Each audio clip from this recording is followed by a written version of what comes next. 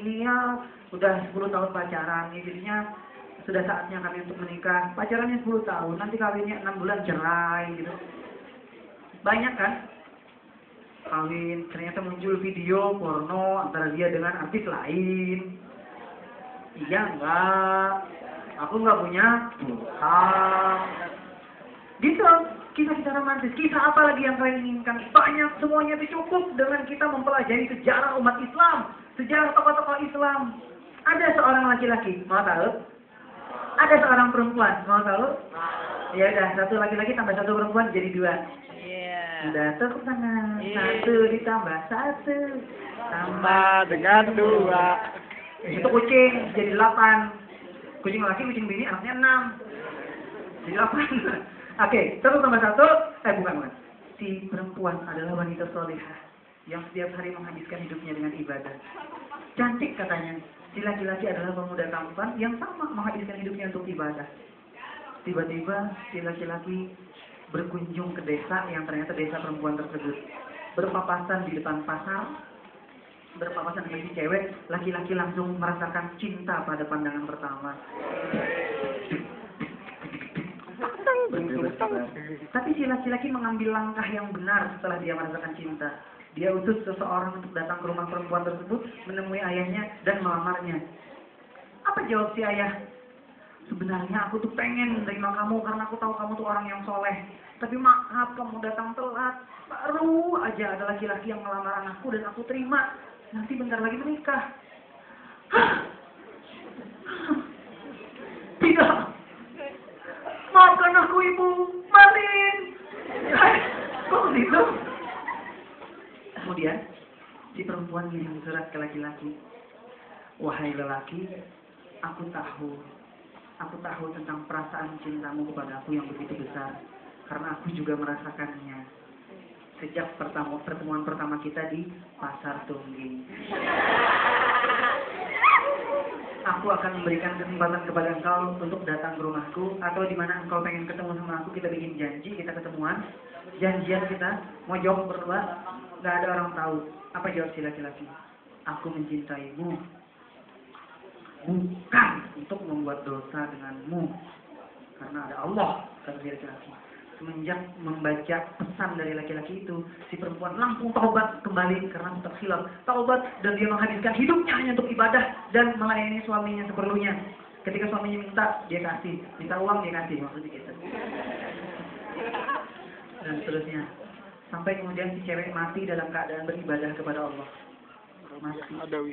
Kabar wafatnya si cewek sampai kepada si laki-laki. Menangis si laki-laki dibuatnya.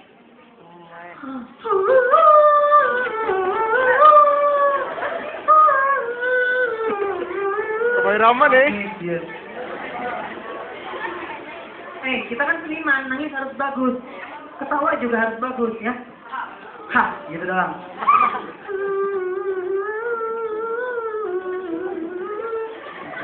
Kemudian dia datang ke kubur si perempuan, membaca Al-Quran, kemudian berdoa kepada Allah untuk kebaikan si perempuan, agar Allah mengampuni dosa-dosa si perempuan, agar Allah menerima semua pahala si perempuan.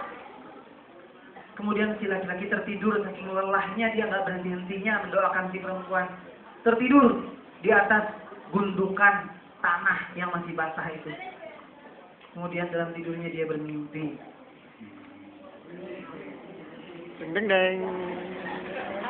Si perempuan datang menemui dia dalam rupa yang berkali-kali lipat lebih cantik daripada yang dia temui semasa di dunia. Si perempuan bertanya, si laki-laki bertanya kabar kepada si perempuan. Gimana kabarmu sejak kita nggak jadi? Apa kabar si perempuan? Ya udah, aku menjalani takdir Allah. Walaupun aku sangat mencintai kamu, tapi aku tidak ingin berbuat yang haram dengan kamu. Aku jaga cintaku. Kemudian kata si laki-laki, terus sampai kapan kamu begitu? Sampai aku mati, bahkan kalau bisa sampai aku berada di sini. Siapa yang kamu tunggu di sini? Kata si laki-laki. Kamu. Seminggu setelah kejadian itu, si laki-laki meninggal. Kan si perempuan bilang, sebentar lagi kita akan ketemu lagi. Kita akan ketemu. dalam keadaan bahagia. Rasulullah bersabda, jika seorang laki-laki, seorang perempuan merasakan sama-sama saling cinta, kemudian mereka pendam dan tidak pernah ada yang tahu, kemudian mati dalam keadaan memendam cintanya, dijamin Allah akan mempertemukan mereka berdua di surga.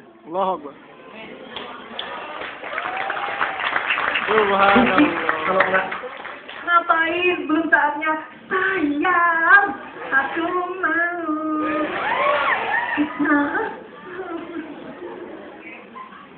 Next. Apa maksudnya? Jadi begitu banyak perempuan yang dengan acara Valentine's Day rela menggadaikan satu-satunya hal yang paling penting untuk dia jaga.